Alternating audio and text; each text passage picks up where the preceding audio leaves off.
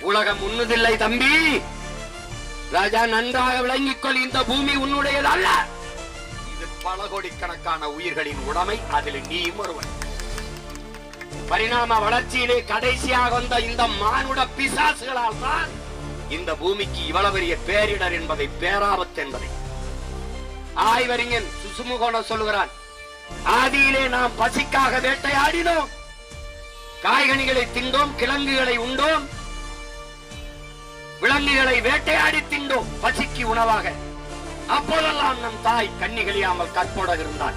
காடு காடுகளாக, மலைகள் மலைகளாக, ஆறு ஆறாக, அருவிகள் அருவிகளாக அப்படியே இருந்தது. ஆனால் இவர்கள் பண வேட்டையாடத் தொடங்கினார்கள். பசி வேட்டையை விட்டு பண வேட்டையாடத் தொடங்கினார்கள். நம் தாய் கற்பழிக்கப்பட்டு விட்டால், 18 வயதிலே பாட்டியாகி விட்டால், மரண படுக்கையில் கிடக்கிறார். ஓடி வாருங்களே அன்பு மக்களை காப்பாற்ற.